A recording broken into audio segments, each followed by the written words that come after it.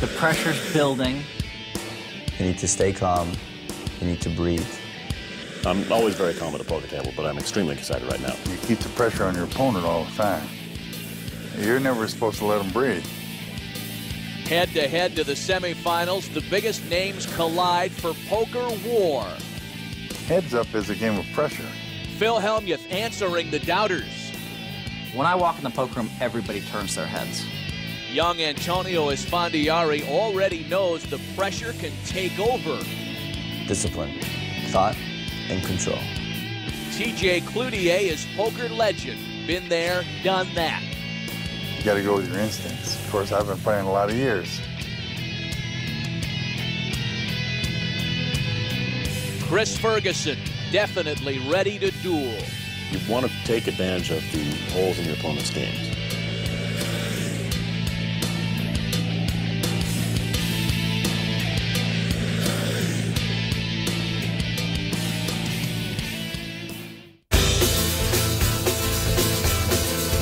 That was a crazy game of poker. Crazy game of poker. I lost it all. But someday I'll be back again. And I never to fall, never to fall. Welcome to the National Heads Up Poker Championship presented by Michelob Amber Bach. At the Golden Nugget Hotel and Casino in downtown Las Vegas, the original field of 64 has been cut to 4. It's the semifinals in a special 2-hour edition. Matt Vasgersian alongside Gabe Kaplan. Each player in the semi starts with $320,000 in chips. At our outer table, it's a guy considered perhaps the best tourney player in the field, legendary road gambler TJ Cloutier. Across from him, one of the most recognizable faces in poker, Chris Jesus Ferguson. And at our feature table, the magician Antonio Esfandiari, whose powers have eliminated some of the heavy favorites to get here. He takes on a winner of 9 World Series bracelets, poker's bad boy, Phil Hellmuth. Phil, good luck, buddy. Good luck, Antonio. Good luck. Usually Phil makes sure he shakes hands after the match, after he wins. Now they're shaking hands before. Starting out on a pleasant note. Line started 8 and 1600. Esfandiari with Jack 3. And he raises to 4200. Continuing that aggressive style we've seen in his last match with Scott Fishman. Hellmuth calls with 10-6 suited. Our first flop of the day. 9 deuce 8. A couple of diamonds for Hellmuth. That's a straight flush draw. They both check the turn, a jack of hearts.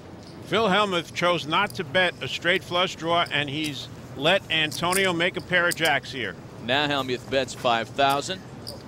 Wrong time, bad timing. Phil Hellmuth continuing that conservative play we watched with Lyle Berman. Esfandiari's happy to call. The river comes out, 9 of spades. Phil has missed. The only way he can win is to try and buy the pot, put in a bet here. That's what the percentages tell us, that Esfandiari will win the pot unless he folds. Hellmuth bets 7,000. Easy call for Antonio. Got a straight flush draw. Phil says straight flush draw, which amounts to a 10 high. There's no more cards coming, Phil. You're not going to make your straight flush. The game, of course, is No Limit Texas Hold'em, and as a refresher, there are 2 forced bets called blinds, which are used to initiate action.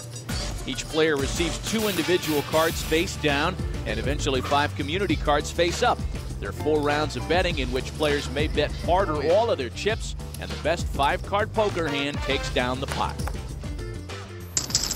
All right, the semifinals are underway, and as the pressure grows down to 4 players, the fans are closer to the tables. They're up on the stage now. Do you think these changes in pressures will affect play?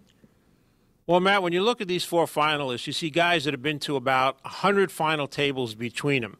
Having said that, this heads-up tournament has established a special lure in the poker community.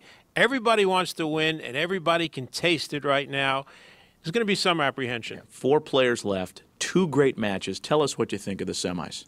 Well, in T.J. Cloutier and Chris Ferguson, you have a repeat of the 2000 World Series of Poker Finals where Chris Ferguson drew out on T.J. Cloutier to become the world champion.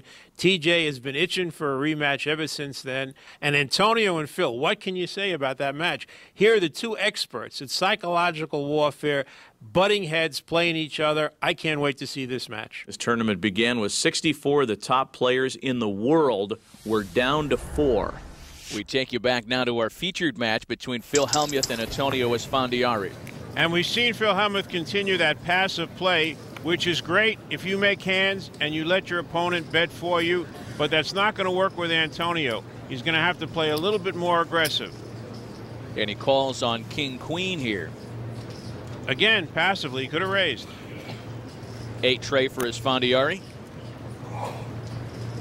And we know that Antonio's a rather unpredictable player, but what could he be thinking about here with 8 tray? He's thinking about controlling the match. Like we've seen before with Antonio, it's not about the 8-3, it's about the control. And that word you touched on, control, was an early theme in Antonio's quarterfinal victory over Scott Fishman. Well, you had both players trying to establish control there. Here it's going to be a little different. Well, you talk about aggressive. He raises to 8,200 on 8-3 offsuit. This is what Phil Hellmuth wanted. Phil Hellmuth wanted Antonio to take the lead. Phil Hellmuth has got a king-queen. Flop left to right is 9 jack ace. Well, Antonio's flopped absolutely nothing. Phil Hellmuth has an inside straight draw. In order to win this pot, Antonio has to bet here. He took a chance. He raised it up with a nothing hand. That's a dangerous flop. He has no idea what kind of hand Phil Hellmuth has.